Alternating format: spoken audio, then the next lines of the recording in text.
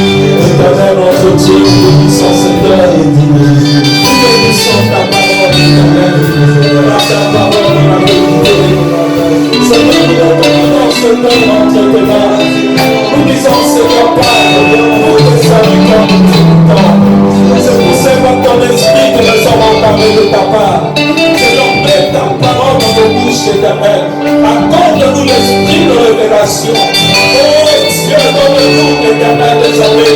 Oh Dieu, de parler de ta part. Donne-nous, oh Père éternel, de toucher dans un cœur ce soir. Père éternel, nous nous élevons contre toute puissance qui s'élève contre ta connaissance. Nous nous élevons contre toute puissance qui combat ta parole.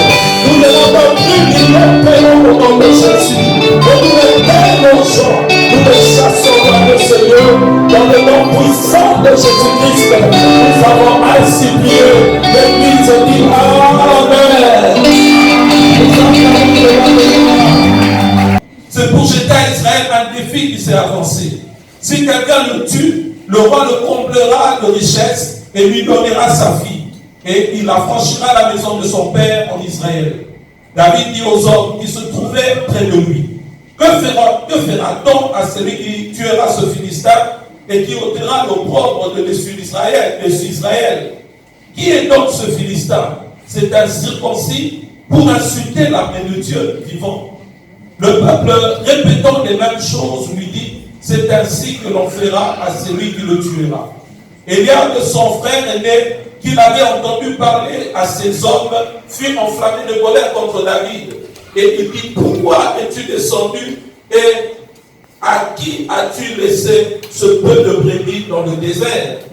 Je connais ton orgueil et la malice de ton cœur, ce pouvoir à bataille que tu es descendu. David répondit, qu'ai-je donc fait? Ne puis-je pas parler ainsi? Il s'en retourna de lui pour s'adresser à un autre et fit les mêmes questions. Le peuple lui répondit comme la première fois. Lorsqu'on eut entendu les paroles prononcées par David, on les répéta devant Saoul et qui le fit chercher. David dit à Saoul que personne ne se décourage à cause de ce Philistin. Ton serviteur ira se battre avec lui. Saoul dit à David, tu ne peux pas aller te battre avec ce Philistin, car tu es un enfant, et il est un homme de guerre dès sa jeunesse. David dit à Saoul, ton serviteur faisait paître les brebis de son père, et quand un lion ou un ours venait en enlever une de troupeaux, je courais après lui, je le frappais, j'arrachais la brebis de sa gueule. S'il se dressait contre moi, je le saisissais par la gorge, je le frappais et je le tuais. C'est ainsi que ton serviteur a terrassé le lion et l'ours, et il en sera du Philistin de cet incirconcis comme de l'un d'eux, car il a insulté l'armée du Dieu vivant. David dit encore, l'Éternel qui m'a délivré de la griffe du lion et de la patte de l'ours me délivrera aussi de la main de ce Philistin. Et Saoul dit à David, va, et que l'Éternel soit avec toi. Saoul fit mettre ses vêtements à David, il plaça sur sa tête un casque d'airain et le revêtit d'une cuirasse. David saignit l'épée de Saoul par-dessus ses habits et voulut marcher, car il n'avait pas encore essayé. Mais il dit à Saoul, je ne puis marcher avec cette armure, je n'y suis pas accoutumé. Et il s'en débarrassa. Il prit en main son bâton, choisit dans le torrent 5 pierres polies et les mit dans sa gibecière de berger et dans sa poche. Puis sa fronde à la main, il avança contre le Philistin. Le Philistin s'approcha peu à peu de David et l'homme qui portait son bouclier marchait devant lui. Le Philistin regarda et lorsqu'il aperçut David, il le méprisa, ne voyant en lui qu'un enfant blanc et d'une belle figure. Le Philistin dit à David, suis-je un chien pour que tu viennes à moi avec des bâtons? Et après m'avoir maudit par ses dieux, il ajouta, viens vers moi, je donnerai ta chair aux oiseaux du ciel et aux bêtes des champs. David dit aux Philistins, tu marches contre moi avec l'épée, la lance et le javelot, et moi, je marche contre toi au nom de l'Éternel des armées, du Dieu de l'armée d'Israël que tu as insulté. Aujourd'hui, l'Éternel te livrera entre mes mains. Je t'abattrai, je te couperai la tête. Aujourd'hui, je donnerai les cadavres du champ des Philistins aux oiseaux du ciel et aux animaux de la terre. Et toute la terre saura qu'Israël a un Dieu. Et toute cette multitude saura que ce n'est ni par l'épée, ni par la lance que l'Éternel sauve, car la victoire appartient à l'Éternel. Et il vous livre entre nos mains. Aussitôt que le Philistin se mit en mouvement pour marcher au devant de David, David courut sur le champ de bataille à la rencontre du Philistin. Il mit la main dans sa gibecière, il y prit une pierre et la lança avec sa fronde. Il frappa le Philistin au front et la pierre s'enfonça dans le front du Philistin qui tomba le visage contre terre. Amen. Nous allons nous arrêter d'abord là. Une histoire que nous connaissons tous, n'est-ce pas? Hein, parce que dès nos jeunes âges, du moins pour ceux-là qui allaient à l'école de dimanche, je ne sais pas si on a de ceux qui allaient à l'école de dimanche, on nous a toujours raconté l'histoire de David et de Goliath. Amen. Et dans cette histoire, il y a tellement de révélations que le Seigneur veut nous faire. La Bible ici nous montre deux personnes. Nous avons d'un côté David et nous avons de l'autre côté Goliath. Et comme nous avons lu dans ce passage, la Bible déclare que Israël était en guerre contre les Philistins. Alors ils sont venus se ranger sur le lieu du combat pour se battre. Mais il y a eu un imprévu. Au lieu que les deux armées puissent se battre, dans l'armée des Philistins, il y a eu un homme qui est sorti des rangs et qui a lancé un défi à l'armée d'Israël. Et la Bible déclare que cet homme venait plutôt jour après jour, jusqu'au 40e jour, lancer un défi à Israël. Et du côté d'Israël, personne ne pouvait avancer pour soulever le défi. La Bible dit qu'ils avaient tous peur. Ils avaient peur, pourquoi? Parce que la Bible, en décrivant cet homme, la Bible nous fait voir que c'était un homme qui était géant. Pas seulement que c'était un homme géant, mais c'était un homme qui avait la réputation d'être un guerrier. Ça veut dire, depuis sa naissance, cet homme a été entraîné, on l'a élevé dans l'art de la guerre, dans l'art de tuer. Alléluia. Et la Bible nous dit qu'il avait même une personne au devant de lui qui devait porter son bouclier, tellement qu'il était gigantesque, tellement qu'il était grand. Et lorsque, bien aimés, nous essayons de comprendre qui est Goliath d'une façon spirituelle, nous pouvons dire que Goliath est ce problème-là qui se trouve dans ta vie et qui se présente jour après jour. Pour le cas ici, Goliath s'est présenté pendant 40 ans un affront contre ton Dieu. Alléluia. Ce n'est pas toi qu'on est venu toucher, mais c'est Dieu qu'on est venu provoquer au travers de ce problème. Et la Bible déclare que Dieu, il est le Dieu qui ne laisse pas que sa gloire soit partagée avec d'autres. Alléluia. Et il a dit d'ailleurs dans sa parole, je serai avec toi jusqu'à la fin des temps, je ne te laisserai pas, je ne te délaisserai pas. Alléluia. Alors David va se lever avec cette pensée en lui, se disant que cet homme qui se lève contre l'armée d'Israël ne se lève pas contre l'armée de Dieu, mais il se lève contre Dieu lui-même. Toute personne qui se lève contre David ne se lève pas contre David, mais il se lève contre Dieu. Amen. Amen. Et lorsque bien aimé, la Bible dit que les gens ont vite appris qu'il y avait une personne qui s'était levée pour combattre ce Philistin, la nouvelle est allée jusqu'aux oreilles du roi Saoul. Alors Saoul a voulu voir quel est cet homme-là. Ils étaient là pendant 40 jours avec des vaillants guerriers. Personne n'a osé sortir pour lever le défi. Mais qui est cet homme? D'où vient-il? Où il était les jours avant? Pourquoi cet homme doit attendre 40 jours? Et lorsqu'on me présente cet homme, c'était un jeune homme. Et lorsque David a vu Saoul a vu ce jeune homme, d'une part, il était découragé. Il s'est dit, mais tu es jeune. Comment peux-tu combattre cet homme? Cet homme, il est guerrier dès sa jeunesse. Il a grandi dans l'art de la guerre. Mais toi, tu n'es qu'un jeune homme. Comment puis-je te laisser aller combattre Goliath? Et David lui a dit, je suis jeune, c'est vrai, mais j'ai un Dieu. Amen. Alléluia. Amen. Je suis jeune, mais j'ai un Dieu. Bien aimé, j'ai toujours l'habitude de dire, la minorité avec Dieu est une majorité. Amen. La majorité sans Dieu est une minorité. Bien aimé, tu peux être seul, mais si tu es avec Dieu, amen, sache que tu es une majorité. Amen. Alléluia. Oh, bien aimé, vous allez vous souvenir de cet homme qui était lié par les démons, cet homme qui habitait Gadara. Lorsque Jésus s'est approché de cet homme, les démons qui étaient en cet homme ont commencé à crier. Et Jésus a posé la question pour savoir qui es-tu. Les démons ont crié, nous sommes légion. Alléluia.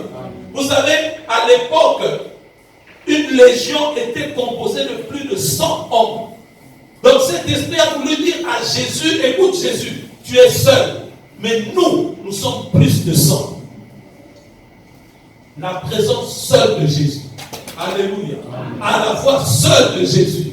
Tous ces esprits-là ont commencé à crier et ils ont dû quitter le corps de cet homme. Saoul a regardé un petit enfant. Oui, c'était un petit enfant, mais ce petit enfant était avec Dieu. La Bible dit, si l'Éternel est avec toi, qui sera contre toi? Alors David va commencer à raconter à Saoul, écoute Saoul, j'ai déjà combattu avec Dieu. Il y a une fois, lorsque je gardais les bétails, il y a eu l'ours, il y a eu le lion. Ils ont essayé d'arracher une brebis, mais avec la force de l'Éternel, je les ai terrassés. Avec la force de l'Éternel.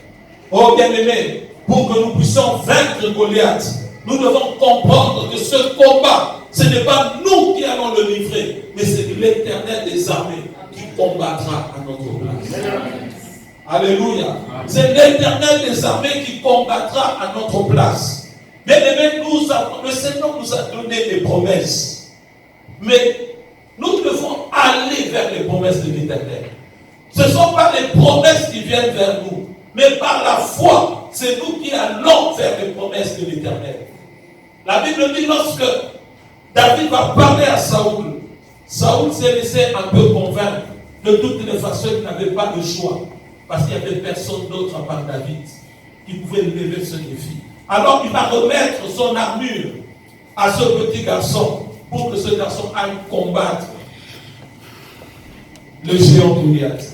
Lorsque David va prendre les armes et l'armure de Saoul, il va essayer. Et la Bible dit qu'il ne pouvait pas marcher avec ça. Oh, j'aime bien la phrase qui suit. Il dit, je ne suis pas habitué, alléluia, avec ça. Alléluia. Oh bien, mais regardez un peu. David qui veut aller se combattre. Saoul va prendre son armure pour donner à David. Mais lui-même, Saoul, où il était avec ses armures pour aller combattre Goliath? Il avait lui-même ses armures. Il a jugé lui-même que ses armures n'étaient pas aussi puissantes pour l'aider à combattre. Mais lorsque David se lève, il va donner à David cette armure pour que David aille combattre Goliath. Mais David avait compris, bien aimé, pour que tu puisses combattre Goliath, ce n'est pas avec tes propres armes. Alléluia. Amen. Tu ne pourras jamais combattre Goliath avec ta puissance en tant qu'homme. Tu ne pourras jamais combattre Goliath avec tes stratégies en tant qu'homme.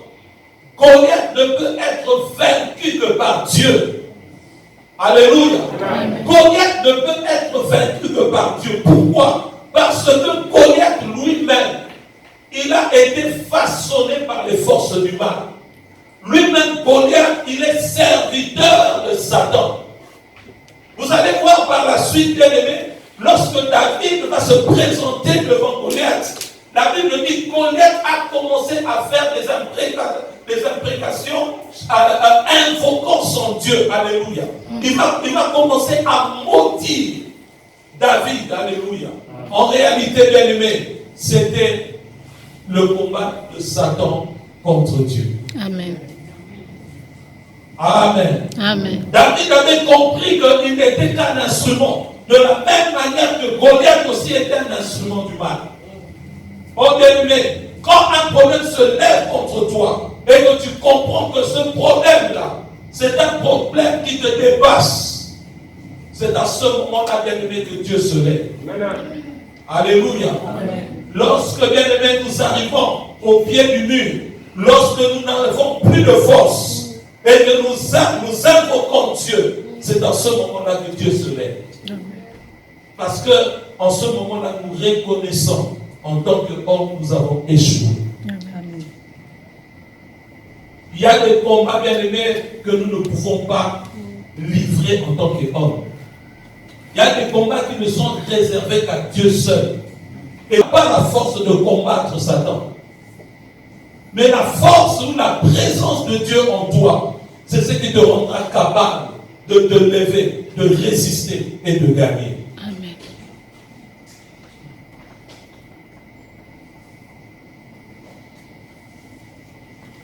Est-ce que tu peux saluer celui qui est à ta gauche, à ta droite? Bénis-le dans le nom de Jésus. La Bible dit qu'il soit béni celui qui vient au nom de notre Seigneur Jésus. Alléluia. Tu es béni, toi qui es ce soir dans ce lieu. Amen, amen. La Bible dit qu'il est tout agréable de faire d'être ensemble. Car c'est là où l'Éternel ordonne à la bénédiction de venir. C'est là où la vie coule en abondance. Amen.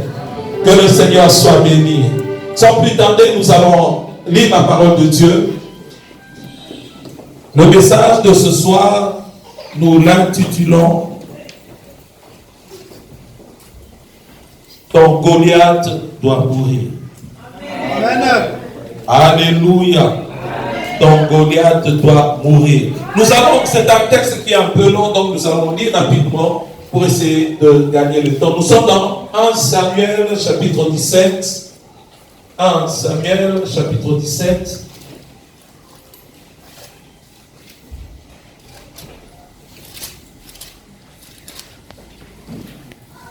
Et nous allons lire rapidement, bien que c'est long, nous allons quand même lire. De ces trois fils qui étaient partis pour la guerre s'appelaient Eliab, le second Abinadab et le troisième Shama. David était le plus jeune. Et lorsque les trois aînés eurent suivi Saoul, David s'en alla de chez Saoul et revint à Bethléem pour faire paître les brebis de son père.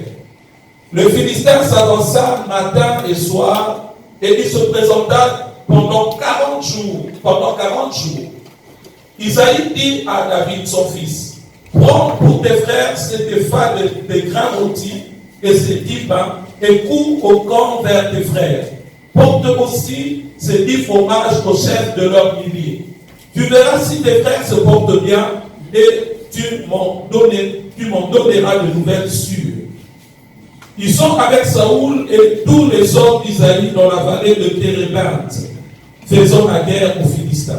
Voilà, un grand merci à vous, chers internautes, de vous savoir aussi nombreux. Je suis vraiment flattée de vous savoir partout dans le monde en train de suivre ces très belles entretiens, cette émission. Je suis aux anges, je suis flattée. Voilà, ça me fait ça. Les images ont parlé d'eux-mêmes. Pour dire non comment, voilà, j'ai dit non comment. Namati bomoni binomoko etonga bomoni ndenge mayanga nyene kaka bomoni binomoko na bosembo nyonso na bandi bilili elakisi bino lolenge nini pasteur Freddy Lusambo akambaka bongo etonga na bana na Nzambe, donc asakaka mongumbu na nkolo, donc aza serviteur de l'Éternel ateyaka lilo bana Nzambe na bosembo nyonso tu bomoni ba chantre ndenge bazoyemba bomoni ambiance ndenge ezoleka bongo na église de la Restauration d'Athènes oyo ezali précisément na avenue Dipilou, voilà, Dipilou numéro 7 na Platia Kumuduru. Donc voilà, c'est un peu ça, bandi pa Grèce na bandi boyebi Platia Kumuduru oyo eza bongo na avenue Dipilou numéro 7 boya bongo ebele boya boyoka bongo parole de Dieu boya boyoka oyo nzambe amoniseli bino bokozala de suite. Et je pense comme ça aux amis de Rafi Toumba sur WhatsApp, aux amis de Rafi Toumba sur Facebook. Je vois comme ça Serge Kachila, Nzamba Bibali et pourquoi pas HD Deluxe. On est ensemble, Hervé Bamano et toujours ensemble. Claudie Jasuka, c'était bien là la maman d'Angie et de Mélisane. Quant à moi, je vous laisse à la prochaine numéro. Bisous. Bye.